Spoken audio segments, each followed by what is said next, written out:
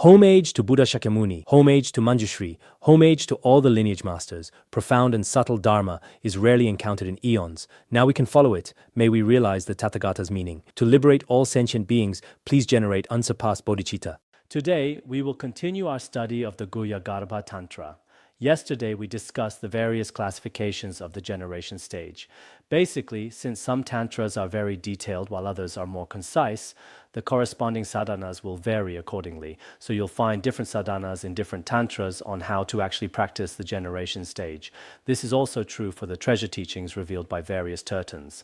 In these treasures, there is a huge variety of sadhanas for visualizing the generation stage.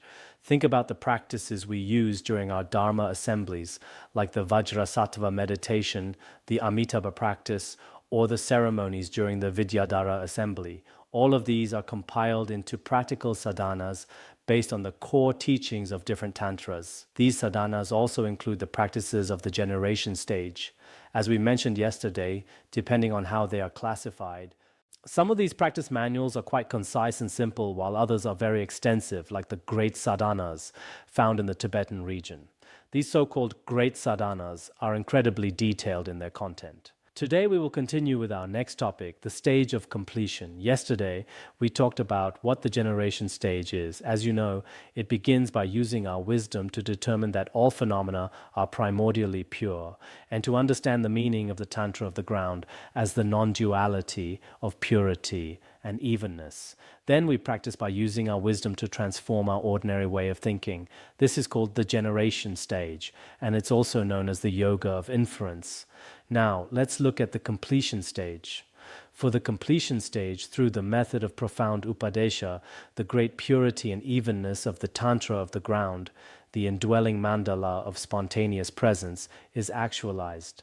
This is referred to as the stage of completion, the practice of actual realization, or the innate path. So it has these three different names. What exactly is the difference between the completion stage and the generation stage? In terms of how they determine the great purity and evenness of the Tantra of the ground, there is really no difference. Both stages focus on the primordial ground mandala and involve practicing within that mandala. However, in the completion stage, we use a special skillful method. This involves working with our inner channels, winds, and vital essences.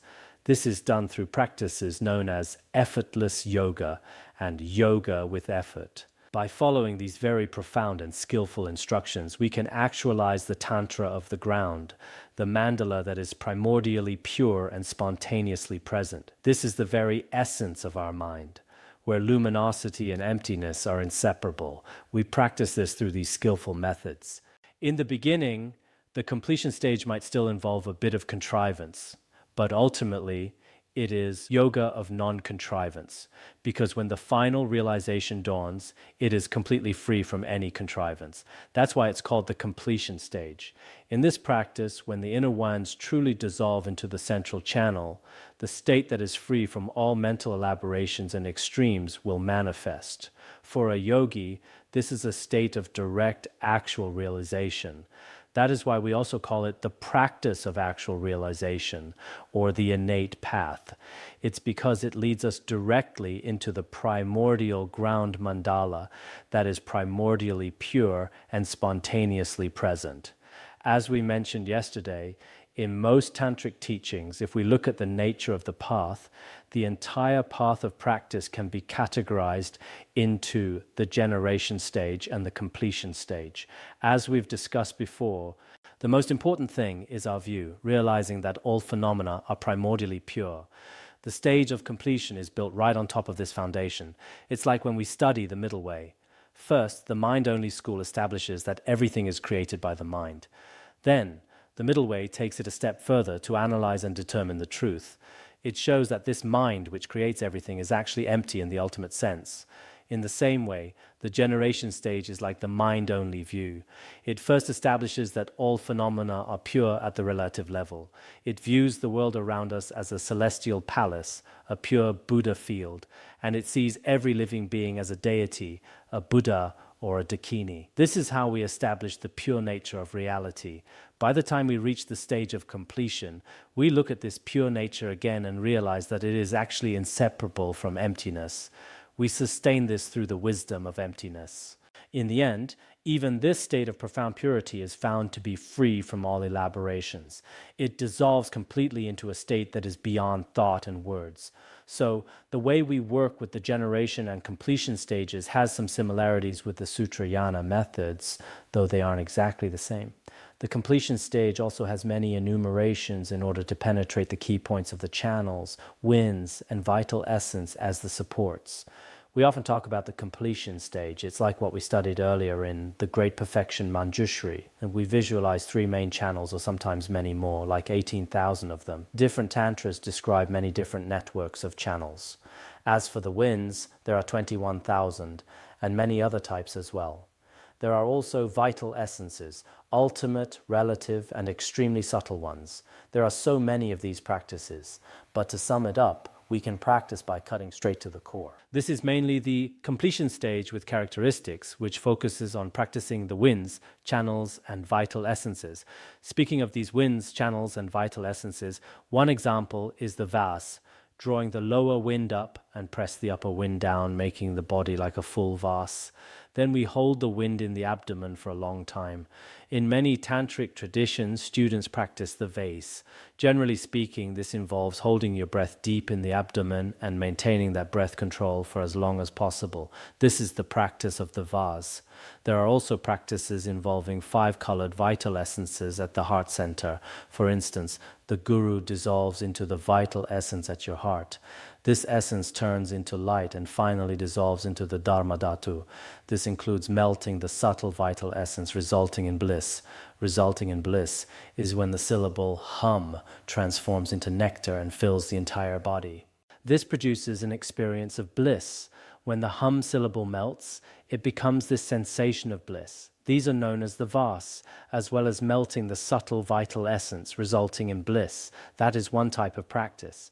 In addition, the practices that penetrate the key points of the supported vital essence of clear light. The first group was about winds, channels, and essences. This is about the essence of clear light. The vital essence of clear light is what's discussed in the Kalachakra Tantra, such as empty form. Actually, empty form is something like a rainbow. Through certain practices, you can eventually make these empty forms manifest. For example, the form of a dakini or a deity. If you really look at it, it's like a rainbow, appearing yet having no self-nature. But in terms of how it appears, it's due to the purified power of your inner winds and channels. Within a mirage or amidst the clouds and mist, the deity of empty form can fully manifest. This kind of vision can indeed happen. Also, within the great perfection of the unsurpassed tantric teachings, there is a practice called Togul. Togul also gets straight to the point of your actual practice. Initially, you might see things like Vajra chains or vital essences. Eventually, these visions mature into Buddhas in union, single Buddhas, and even vast clusters of many Buddha forms. These are the visions in the practice of Togul. In short, all the myriad methods for actualizing the wisdoms of the 4 Vajras.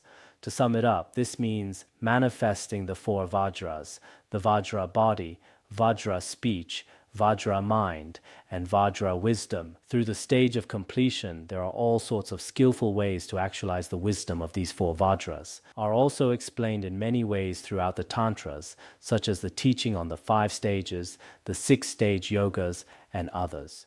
When discussing the stage of completion, the text mentions these methods.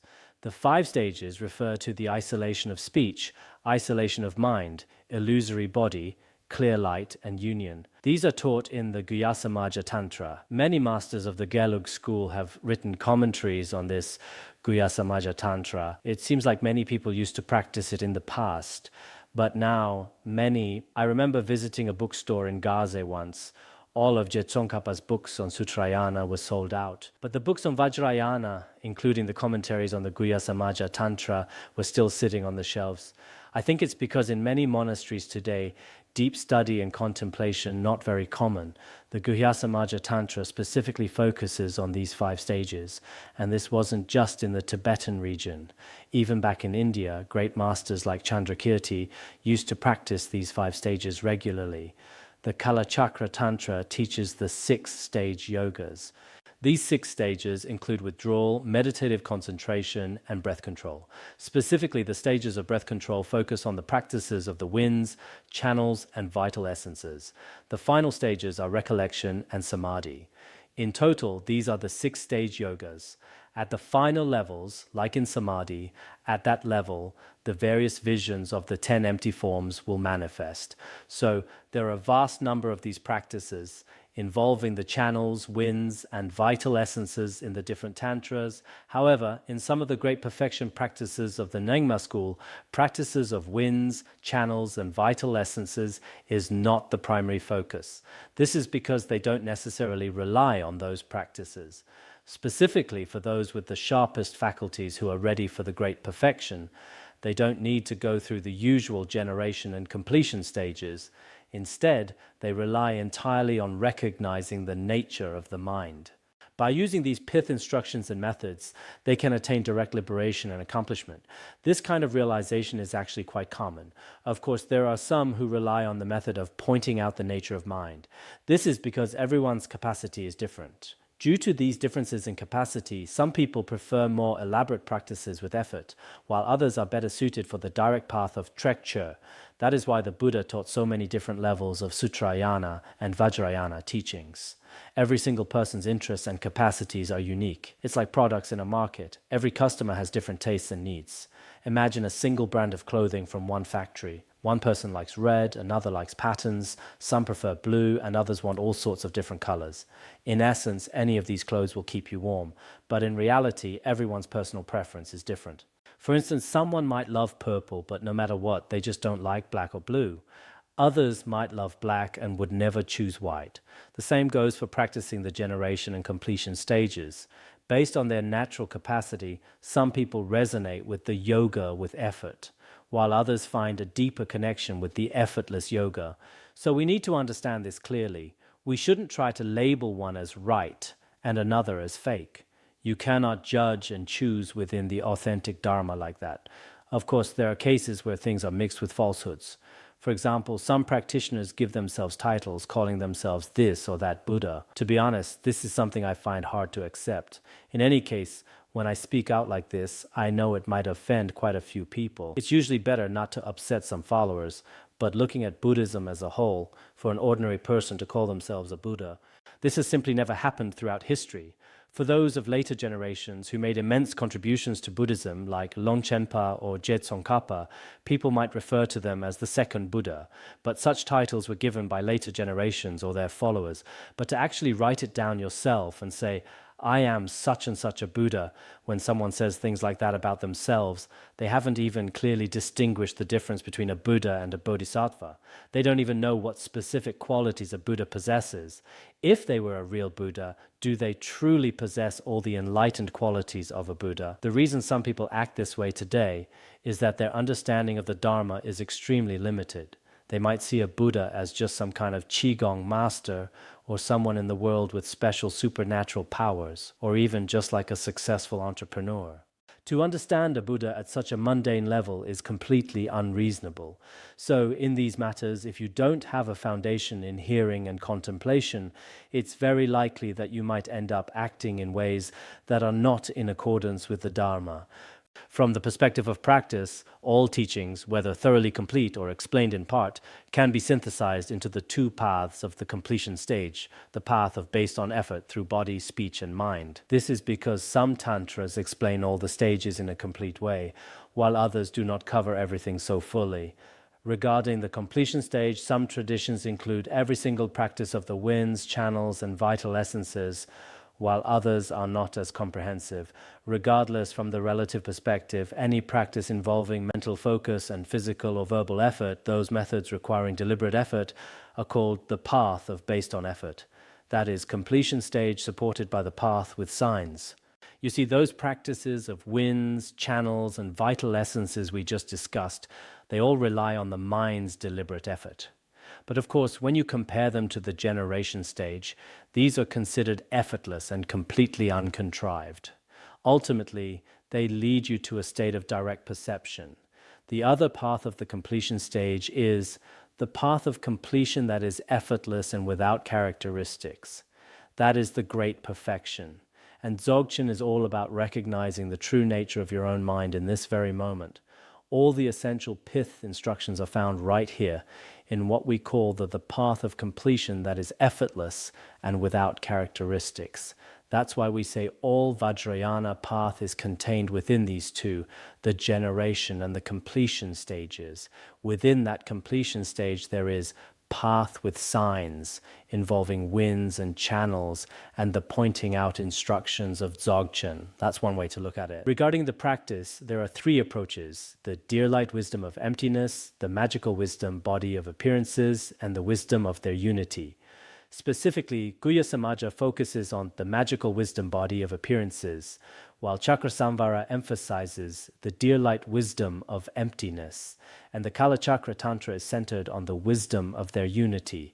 I remember Longchenpa explained this somewhere, how one emphasizes appearance, another emptiness, and the third, their union. Essentially, Mother Tantras focus on emptiness, Father Tantras on appearance, and non-dual Tantras on union. These Tantras provide very detailed explanations on these points. A long time ago, when I was studying many of these tantric texts, I found that they specifically highlights the contrast between the differences between the dear light wisdom of emptiness and the wisdom of appearances luminosity. They are actually quite different. Essentially, the main difference is that one emphasizes appearance while the other focuses on emptiness. That's how they are at their core. The completion stage is engaged solely for the purpose of either directly or indirectly actualizing the wisdom of purity by channeling karmic winds into the central channel. This applies to every single practice of completion stage. This is a crucial point to understand. Some methods work by directly dissolving your impure karmic winds into the central channel. Once that happens, pure wisdom will naturally manifest. Other methods don't do it directly, they work indirectly. Now, when we talk about karmic winds, Mipham Rinpoche and Patrul Rinpoche have explained this extensively in their teachings on the generation and completion stages. These karmic winds are essentially our dualistic thoughts, this clinging to subject and object. Every movement of a clinging thought is just a function and manifestation of these karmic winds. Ultimately, all these dualistic thoughts must be withdrawn and dissolved into the central channel. As for this central channel, when we visualize it in practice, the central channel is in the middle, with the white and red channels on either side, along with the rest of the network. That's how we visualize it, but remember, that's just the manifested channel, not its true nature. The true central channel is the nature of your mind, the primordial luminosity itself. We call it the ultimate central channel, or the Dharmadhatu central channel. You'll find many different explanations of the central channel across various teachings. Patrul Rinpoche, or perhaps it was someone else, said, when you look at it from the most ultimate perspective, never think of the central channel as some kind of physical tube that's always there. That is not the ultimate meaning. At the level of actual realization, when we say the winds dissolve into the central channel, what we really mean is all your dualistic clinging dissolves into the Dharmadhatu, the true nature of reality. And this Dharmadhatu is exactly what is meant by the Dharmadhatu central channel. It's that natural state where the mind's luminosity and emptiness are inseparable. Realizing this nature is what true realization is all about. At that point, a non-dual wisdom that's free from all attachment will finally manifest. Pure wisdom will be revealed to you. Now, our ultimate purpose in practicing the completion stage isn't really about gaining superpowers like a divine eye, or making your body feel light as a feather, or getting to a point where you don't need to eat or wear clothes. Sometimes when you mention liberation to practitioners, they don't seem that interested. But if they hear you won't need to eat or wear clothes, they go, "Oh, where can I find this practice?" They react as if they're experiencing a sudden pang of hunger. Honestly, getting enough to eat isn't a big deal because it's not like food is impossible to find nowadays. It's perfectly fine to need food and clothes, so that's not really a problem. The most vital thing is to recognize the true nature of your afflictions, because if you don't, you'll stay stuck in samsara and keep running into all sorts of trouble. Once you've truly recognized the nature of your own mind, on the surface, you might look just like an ordinary person. You'll still walk and talk, but the reality of your inner wisdom and afflictions is different. Everything is being completely dissolved into the Dharma Dhatu. That is when we say the karmic winds are purified within the central channel and true, authentic wisdom has finally manifested. This Tantra reveals the practice with the subtle vital essence of the 4 chakras, the completion stage practice with characteristics, the practice with the upper gateways for the gradual developers of the path of method, the upadesha of the lower gateways for instantaneous realizers, and the great perfection oral instructions of unelaborate clear light. In the Guhyagarbha Tantra, also known as the Secret Essence Tantra, within its 22 chapters, as I mentioned the other day, it mainly covers the completion stage practice with characteristics we just spoke about. This includes the 4 chakras, the crown, throat, heart, and navel. It also teaches yoga practices involving different vital essences at the heart center. These are all part of the completion stage practice with characteristics. Then there's the path of method. In terms of the completion stage of the upper gateway, I believe the practices here include things like vase breath and tummo, along with those other completion stage methods we discussed earlier. Since these rely on skillful methods, we call this the path of method. Then there is the lower gate of the completion stage, which we will discuss further below. For those with sharp faculties, this involves practicing with an actual mudra or an emanated wisdom mudra. By relying on these mudras and the movement of the vital essences, one practices to attain liberation. These are the pith instructions for the lower gate. Finally, we have the unelaborate clear light of the great perfection. Here, you don't need the generation stage or any of the completion stage methods like the upper or lower gates.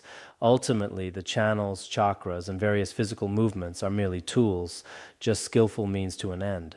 Even today, you'll hear many secular Indian yoga practitioners say, our body is actually just a tool for recognizing the soul. Some of the most famous master yogis occasionally share insights that are very similar to the truths taught in Buddhism. That's why in the ultimate practice of the unsurpassed Dzogchen, our physical body is seen as nothing more than a skillful means for recognizing the luminosity of the mind. Take all these physical adjustments we make, like the 7-point posture of Vairocana, or the various specific sitting postures used in Dzogchen practice. In our daily path, we're often told to meditate in the full Vajra position. Now you might wonder, are these physical forms really necessary? For some individuals, yes, they absolutely are, and here's why. By using these physical postures and movements, your innate wisdom can suddenly reveal itself. Think about someone in a dance club singing and dancing away. In that moment, his intense passion, that spark, is actually triggered by physical movements and the sound. But then, imagine being in a quiet, secluded place. With just a hint of very subtle music, you let your mind settle into silence. Naturally, your mind begins to rest in a profound state of stillness. What this shows is that our senses and our wandering thoughts are often influenced by external conditions and how we engage with the world. These are not the primary cause, they are more like external conditions. So what is the actual primary cause? The absolute root. It's the same for the completion stage and the generation stage. The main point is to recognize the true nature of your mind. When you recognize your mind's nature, you realize it's the nature of everything that exists. Now, when things manifest, of course, the world isn't literally my mind. There are inanimate objects out there, and my mind is a sentient being. That's how things appear to us. Even the Tantras acknowledge this distinction between the container world and the sentient beings within it. The world isn't the being, and the being isn't the world. However, when you look at it from the perspective of their true fundamental essence, which is pure and luminous at that level, there is absolutely no difference between the container world and the sentient beings. For example, take my mind and this teacup in front of me. In terms of how they appear, one is consciousness and the other is insentient matter. But at their core, in their true essence, this teacup actually possesses a reality that is beyond all conceptual elaborations. It is beyond elaboration, something that words simply cannot describe. And my mind also exists in that same inexpressible state. So different perspectives reveal different layers of truth. This is where the pith instructions of the luminous great perfection come in. You don't need to rely on those methods we mentioned earlier, such as the specific methods of the path of methods or the path of wisdom.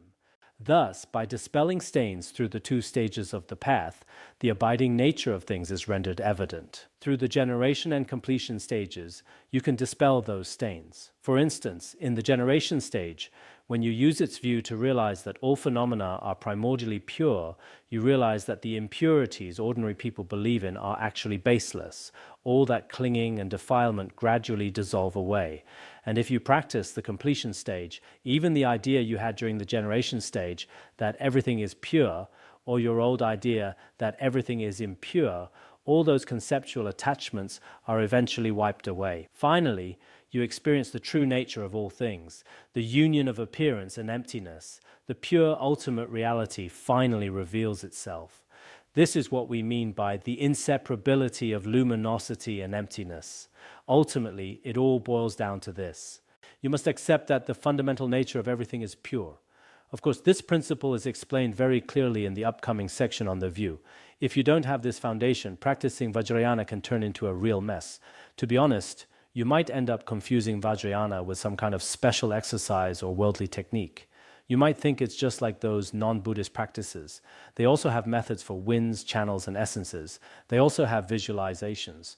And as for Zen meditation or resting the mind, Buddhism isn't the only one. Non-Buddhists do it too. In those traditions, you'll find people quieting the mind or using the 7-point posture. It's in all sorts of non-Buddhist paths. And even in these popular modern Qigong techniques you see everywhere today. So if you treat the Vajrayana view, meditation, action, and result as nothing more than a physical exercise, it's absolutely ridiculous.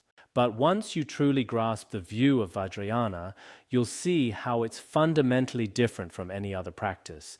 We don't highlight this difference out of stubbornness or just to toot our own horn.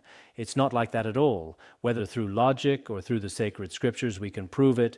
When you have this realization, that is when you found the true reality of the universe. Now, the text says, if the abiding nature were impure, then the mental process of the generation stage would actually contradict the way things abide. Think about it. If things were not inherently pure, but you tried to force a pure label on them that goes against their nature, just telling yourself everything is pure, everything is empty, and then tried to visualize a deity out of that emptiness like Avalokiteshvara, Amitabha, or Shakyamuni Buddha, then your practice would just be a form of attachment that doesn't match reality. You shouldn't be practicing that. That's the generation stage. By arresting the winds of the ordinary body, all practice substances appear to one's mind as the kaya of the deity. Now, if everything in the completion stage is truly pure, then once those impure karmic winds are blocked and gradually enter the central channel, upon entering the central channel, everything becomes completely pure. That's how the practice succeeds. If phenomena were not pure, then our bodies likewise would be impure. And trying to visualize a pure chakra inside an impure body, it would be like looking at parts inside a tractor, visualizing them one by one. Then when the winds enter the central channel, it would be like gasoline flowing through a pipe. You could put in all this exhausting effort to visualize, and maybe a deity might finally appear before you, but that deity would just be a delusion. Because by that logic, even on a relative level, things wouldn't truly be the deity, they wouldn't be pure. If that were the case, this is similar to how a magician's pebble can appear as a horse or elephant. Take an ordinary illusionist, for example. By using simple things like pebbles or wood and the power of a mantra, they use their magical or illusory powers to make those pebbles appear as elephants or magnificent palaces.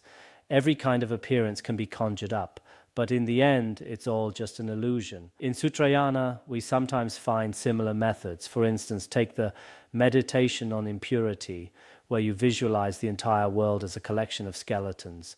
Everything turns into bleached white bones. Even the introduction to the Middle Way mentions that this skeleton visualization is actually a form of distorted perception. So why do we practice it? It's a temporary practice used to suppress afflictions. Some people visualize this so intensely and repeatedly that through their mental effort, this distorted appearance actually manifests. Does it have any value? Yes, it does. For someone struggling with overwhelming desire, if they practice this and the whole world eventually appears as skeletons, their desire for others will naturally vanish. But while the desire stops for a moment, can this truly uproot the seeds of that desire? No, it cannot uproot the seeds. If visualizing a deity in Vajrayana was just like visualizing skeletons or like the magician's illusory elephant, then it would be completely disconnected from the truth. It wouldn't match reality at all. Since that is a confused appearance lacking true existence, to fixate upon it as true would only result in mistaken cognition. If the way of taking 5 poisons as the path and engaging in conduct free from acceptance and rejection was similar to that mistaken cognition, and that approach said to surpass sutra, such claims would be extremely alarming. The point is, if our fundamental nature weren't already pure, then whether you practice the generation or completion stage, everything that manifested would be a lie. It wouldn't fit reality. And your attachment to those visions would just be more distorted thinking. However, precisely because our nature is pure, we can truly take the 5 poisons as the path. The 5 afflictions, attachment, aversion, delusion, jealousy, and pride, can be transformed into the 5 types of wisdom, like the mirror-like wisdom and the rest. Because the essence is already pure, we can say, affliction is bodhi, affliction is wisdom. But if the essence of an affliction weren't pure, how could you call it bodhi? That makes no sense. It would be like claiming cow dung is the same as instant noodles. How could that ever be right? It's not logical. It doesn't even hold up on a conventional level. I just had some instant noodles, and right now, well, I can still taste them in my mouth.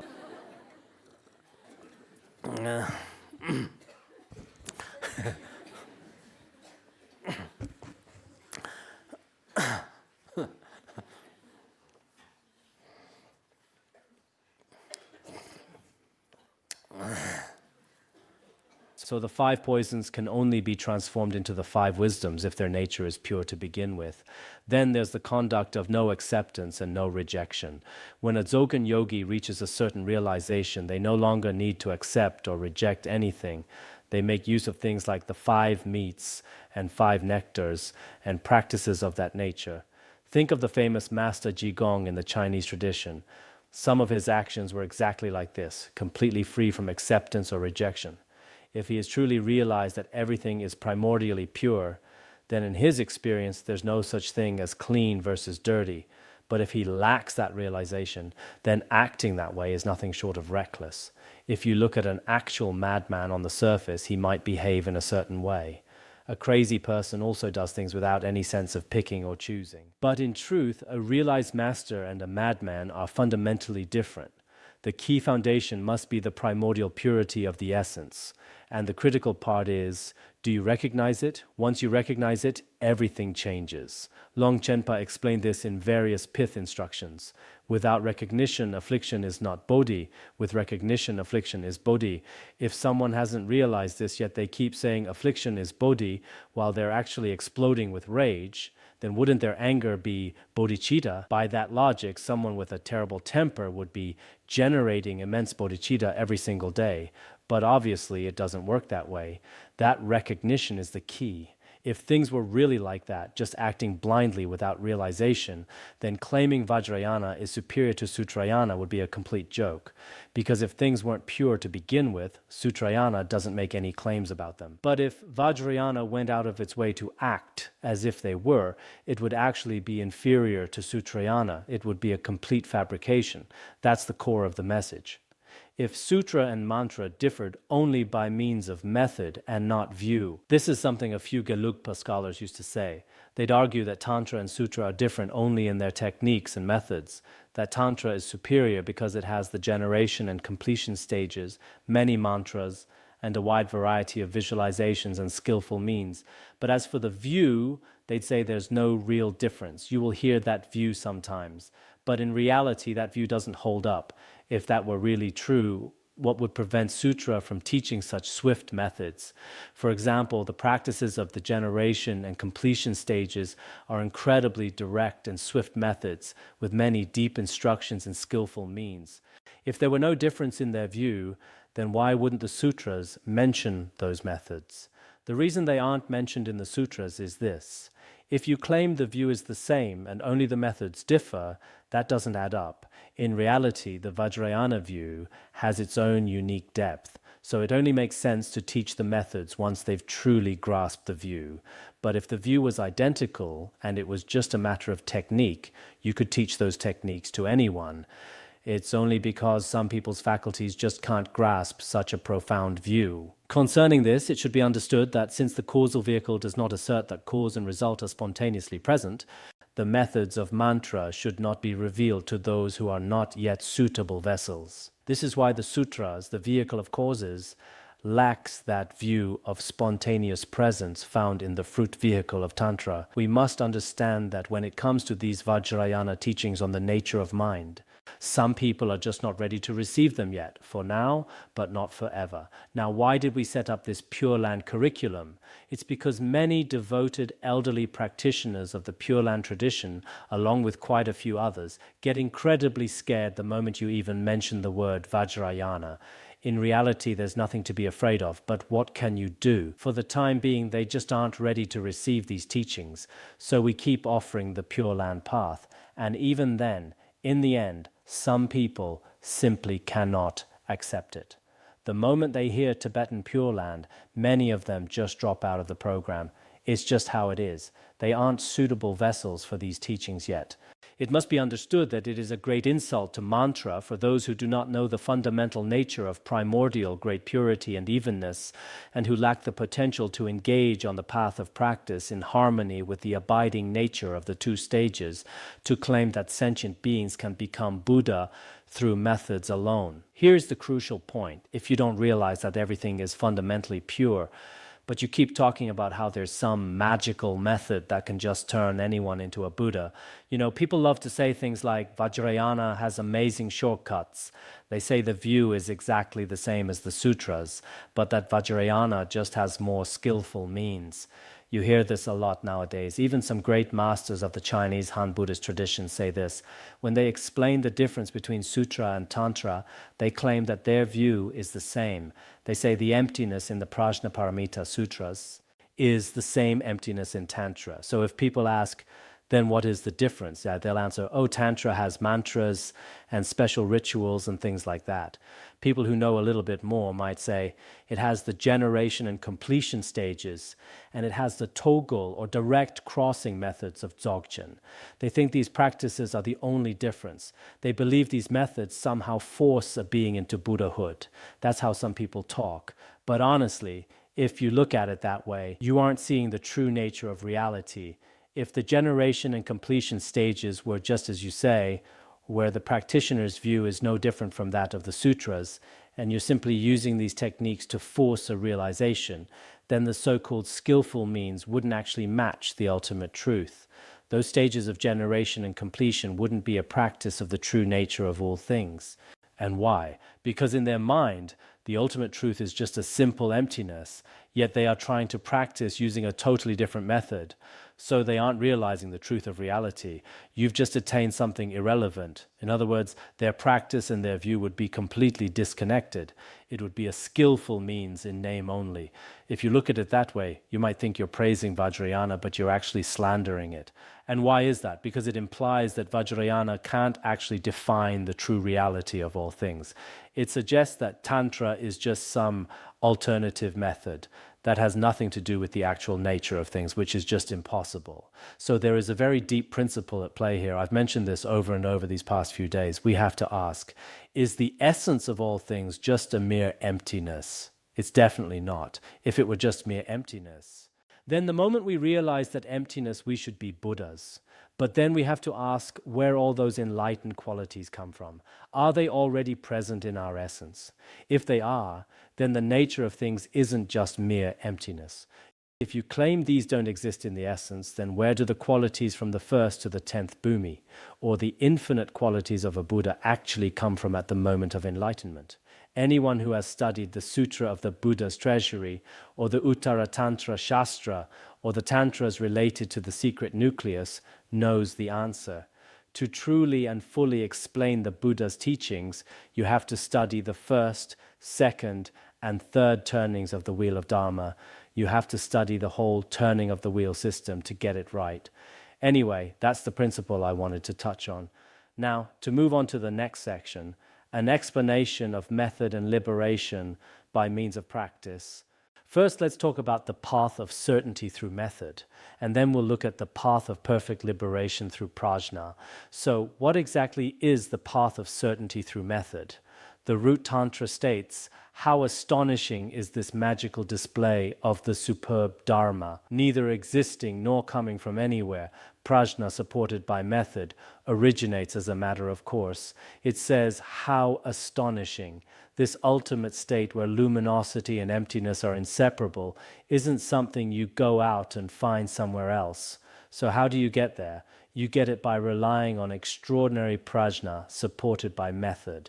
Just as taught, indwelling wisdom directly manifests through the superb conduct of the method. Here, we are looking at the specific modes of practice. The other day, we talked about the essence of the practice is the generation and completion stages. But in terms of the way we practice, there are two main approaches. One is the path of liberation, and the other is the path of method. In the path of methods, we use a specific skillful means. Within the bodies of all beings, there is already an innate wisdom that is free from all forms of attachment. We use a forceful or direct method to compel that wisdom to manifest. In that way, the results are swiftly accomplished. That's what we call the path of methods. It's like iron immediately transforming into gold when brought into contact with makshika. This is a classic metaphor. There is a substance called makshika. The very moment it touches iron, it transforms that iron into gold. It's like a chemical reaction, you could say. If you've got this special gold-making ingredient, the raw material turns into gold right away. That's the idea. When all the right conditions and means come together, you can achieve realization in a very short time through the path of methods. So, how do we actually practice the path of methods? Utilizing the 6 chakras. We already talked about the 4 chakras earlier, plus the secret chakra and the lower gate chakra, making 6 chakras in total. Through the application of blazing and dripping, one trains in cultivating the wisdom of bliss. This is actually very similar to the generation and completion stages we discussed earlier. The only difference here is that we are specifically talking about the 6 chakras. In practice, you start with your ordinary body. You visualize the 3 channels and the 4 chakras, or sometimes the 6 chakras. Then the syllable ham drips with nectar, and the inner heat burns away all impurities throughout the body. As that nectar descends, the 4 joys and the 4 emptinesses are fully realized. This is a standard practice of the completion stage. As for those with very exceptional faculties, they might rely on a secret consort as their way of practicing. You can find these methods explained in other sections of the Guhyagarbha Tantra. The main emphasis is upon cultivating the unchanging wisdom of melting through the bliss of the union of the secret places by relying upon the practice of descending, holding, reversing, and pervading. These are the different phases as the bindu moves. You must be able to hold it, reverse it, and finally let it pervade the entire body. Now, we are talking about what people call consort practice or union in Vajrayana. I usually don't translate the detailed instructions for these practices. I see so many people today, both monastics and lay people in Han region, who constantly misunderstand Vajrayana. It's creating a lot of negative effects on how people see the teachings. In the past, some masters translated these specific practices directly, but instead of helping, it led many people down the path of slandering the Dharma. Let me be very clear about the only conditions for this. Ordinary people in this world absolutely cannot and will never succeed in this union practice. The requirements are incredibly strict. You must have already perfected the practices of the winds, channels, and bindus on the path of liberation. All your ordinary lust and attachment must have completely vanished. You must be able to truly manifest yourself as the deity, not just imagine it, but actually accomplish it. Furthermore, the body of the consort must fully manifest as the actual form of a dakini. Throughout the entire process of this union, not even a single moment of mundane lust or attachment can arise. Not a single drop of mundane bindu shall be leaked. That is the absolute reality. When someone reaches that level of realization, yes, a very few rare yogis can indeed follow this path. We cannot deny that. It's documented in history and among certain tertons. But many people today are far from such a state. In fact, for more than 90% of them, it is entirely rooted in their own ego and desire. Especially with some women in Han region, when I see their behavior, it is truly tragic and pathetic. They can't even keep the most basic precepts, yet they walk around claiming, I am a Dakini, I am practicing the path. In a way, this trend among women is even more alarming. And then there are some monastics who I honestly think might just be mentally ill. That's my personal take because I don't see any genuine realization in them. Some who are mentally deranged constantly message certain masters, incessantly claiming to be dakinis or practicing high tantra. This is absolutely terrifying. This also occurs among male monastics. Some who previously stayed at certain monasteries or Buddhist academies to travel to various cities, using their background as a cover, sing talk of consort practice or medakini to entice others. By doing this, they lead many innocent people down a wrong and harmful path. This is a total descent into heresy. The path of methods is not practiced in such a reckless, direct manner. To be honest, most of those in Tibetan region who claim to be masters with dakinis, I highly doubt they possess any genuine enlightened intent. They clearly don't even understand the basic principles we're talking about here. Forget about the path of methods. They don't even understand the path of liberation. Generally, one only relies on the skillful means of another's body after the path of liberation is fully perfected. There is no teaching that allows for such practice from the very beginning. Many people are just being swept away by their own karma. Some have broken their vows while others never held any to begin with. They just treat these women like a teacher's wife and think nothing of it. Once karma ripens, all sorts of individuals and behaviors will emerge. However, I hope that practitioners do not use Vajrayana as a pretext to create negative karma. Do not rely on these teachings to commit non-virtuous acts. If you truly cannot sustain the monastic life, it is better to disrobe and return to lay life openly. That's a normal thing to do. Otherwise, the reputation of Tibetan Buddhism is being tarnished. In the eyes of pure practitioners and in sacred places, this improper behavior is caused by the practitioners themselves.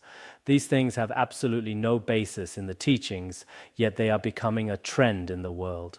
Many people misuse these Vajrayana images of union or consort practice. I even heard of a so-called master who used an image of Vajrasattva in union just to seduce people.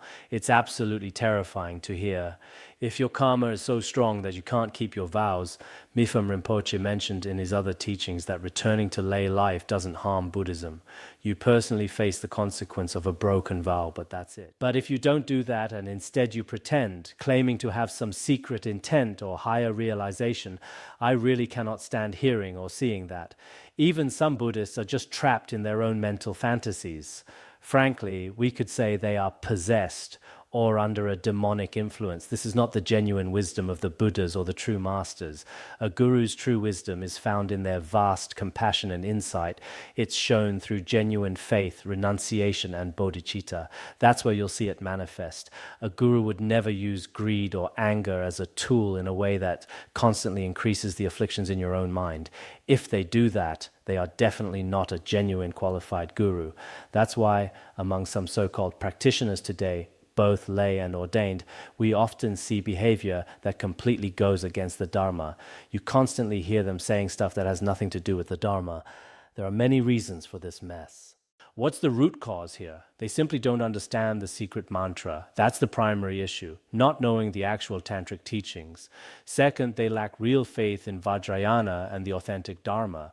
Third, in their view, they have no real conviction in karma. They aren't even concerned about falling into the lower realms. They just let their wandering thoughts run wild and talk complete nonsense. They don't even realize that in the eyes of others, they've already become like madmen.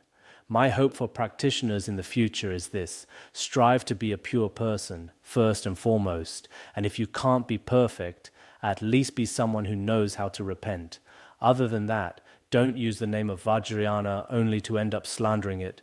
If we practitioners don't protect the teachings ourselves, then of course people from the sutra tradition will criticize us, and it's the same with non-Buddhists. They'll criticize too. In those cases, it's understandable. We can see why they feel that way. But to use the name of Vajrayana to destroy the Dharma from within, that makes no sense at all. So everyone, you really need to be careful about your own behavior. Even at Larunga, we've seen people acting erratic or speaking in crazy ways before. We've actually had to expel a lot of people for this, including monastics.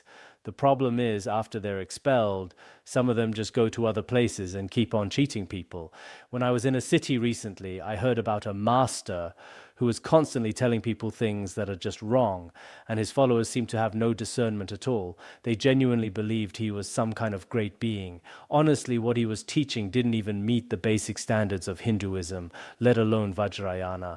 It's truly scary. You must be careful. Be responsible for this life and the next.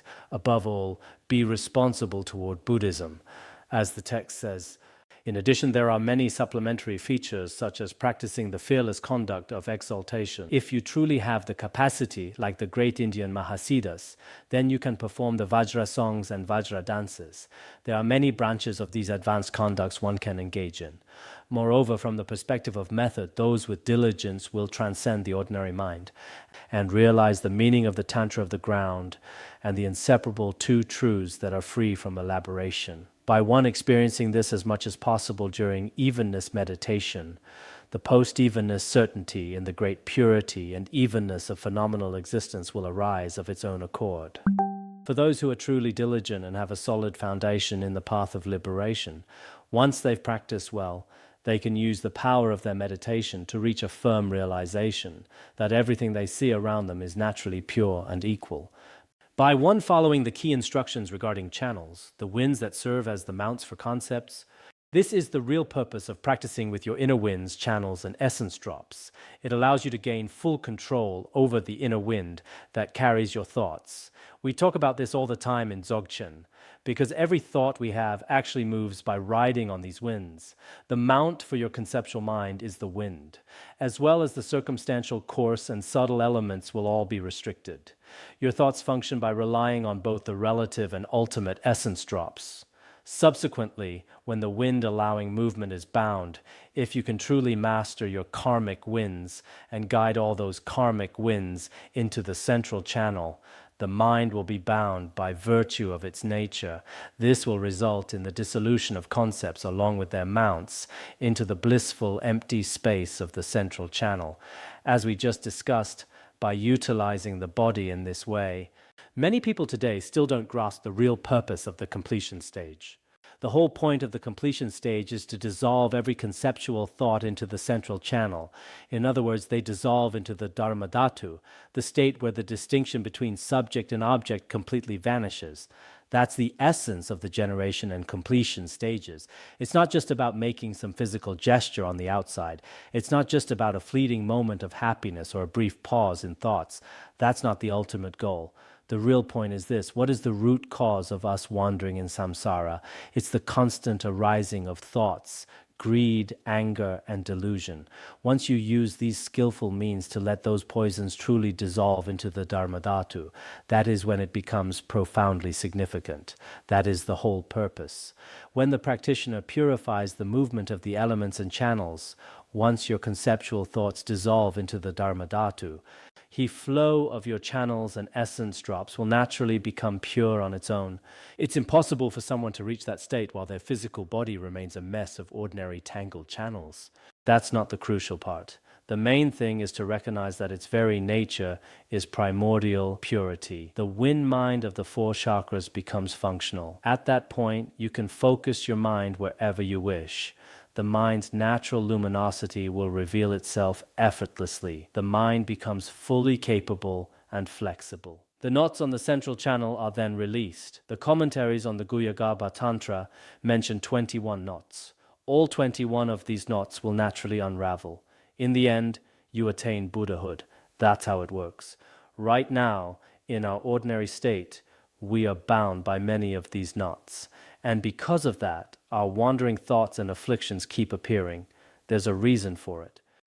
Thus, the appearances of wisdom gradually arise and the habit of transference is fully reversed. The ultimate result will be the accomplishment of the Vajrakaya of exaltation. Ultimately, the tendencies that keep us in samsara are burned away by the fire of wisdom. And finally, you realize the true state of Buddhahood. All right, we'll stop here for today.